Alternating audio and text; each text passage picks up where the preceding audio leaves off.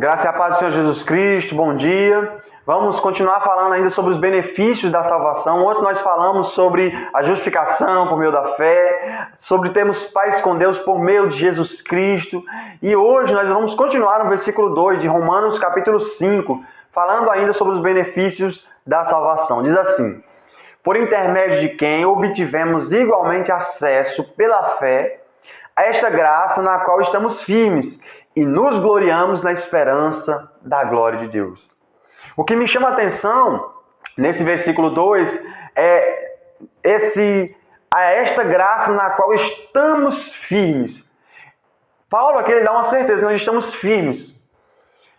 O Salmo 125, versículo 1 diz assim: os que confiam no Senhor são como os montes de Sião, que não se abalam, firmes para sempre. Esta graça na qual estamos firmes. Nós estamos firmes nessa graça, no favor imerecido do Senhor por meio de Cristo Jesus. Um dos benefícios que nós temos a adentrar a fé em Cristo Jesus é esta graça na qual estamos firmes. A Bíblia diz que mais forte é aquele que está em nós do que aquele que está no mundo. A Bíblia diz que onde abundou o pecado, superabundou a graça de Deus.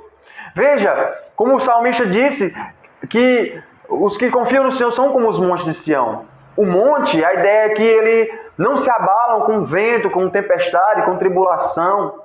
Ele está fixado, ele está firme, é uma rocha inabalável. É como diz o Mateus 7, descrevendo ali que aquele homem prudente edificou a sua casa sobre a rocha, sobre a principal pedra da esquina, sobre Jesus Cristo. Então, é nele que nós estamos firmes. Nesta graça, no favor imerecido de Deus. A Bíblia diz que aquele que é nascido de Deus, Deus o guarda e o maligno não lhe toca. Então veja, Deus guarda os que são seus. E o maligno ele não tem acesso ali para tocar, para derrubar, para destruir, ao menos que Deus permita, ao menos que Deus consinta com isso, para aperfeiçoar você e a mim. Logo nós cremos que agora todas as coisas cooperam para o bem daqueles que amam a Deus, porque Deus agora vai fazer com que tudo coopere para o nosso bem. Então por isso nós estamos firmes, estamos na dependência da graça de Deus, no favor imerecido. Como disse ali aquele homem perdido, que saiu da sua casa, pediu a sua herança e saiu para gastar a sua herança com prazeres transitórios. Ali o filho pródigo, e o pai o concedeu e ele saiu e ele gastou absolutamente. Mas como ele estava ali em um momento desejando comer as alfarrobas dos porcos, ele lembrou da casa do pai. Na casa do meu pai há pão em abundância.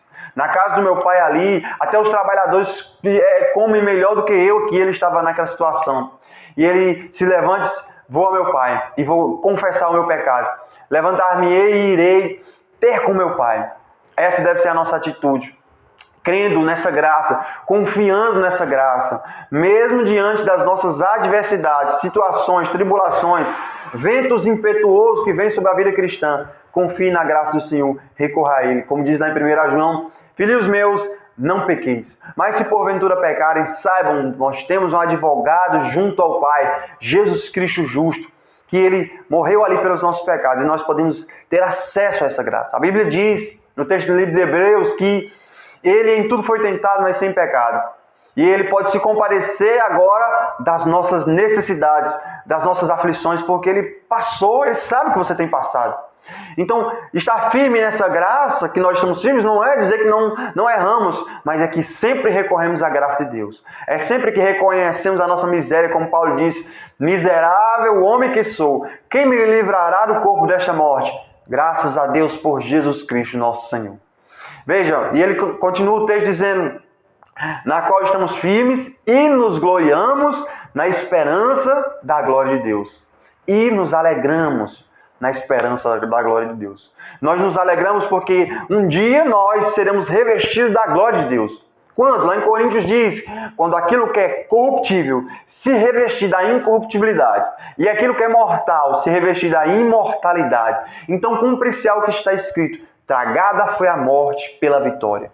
Onde está a morte, o teu aguilhão? Onde está a morte, a tua vitória? E Paulo, descrevendo ali em Coríntios, ele: graças a Deus por Jesus Cristo, que nos deu vitória. Graças a Deus que nos deu vitória por meio de Jesus Cristo. Então, crendo que a glória, que assim como Ele é, nós o veremos, nós nos alegramos. Nos alegramos porque um dia nós seremos glorificados, nosso corpo. A Bíblia também diz, no Sermão do Monte, Jesus diz assim: bem-aventurados os puros de coração, porque eles verão a Deus. Nós contemplaremos a majestade. Nós teremos a visão de Isaías, que viu o Senhor assentado em um alto e sublime trono, e as orlas das suas vestes enchiam o templo, e os serafins clamavam. E clamavam: santo, santo, santo é o Senhor dos exércitos, toda a terra está cheia da sua glória. Nós, meus irmãos, contemplaremos o Senhor da glória. Tanto seremos revestidos de glória, tanto como veremos o Senhor. Veremos Ele na sua glória, como Pedro, Tiago e João foram levados ali ao monte da transfiguração e viram Jesus em glória. Nós também veremos. Bem-aventurados puros de coração, porque eles verão a Deus.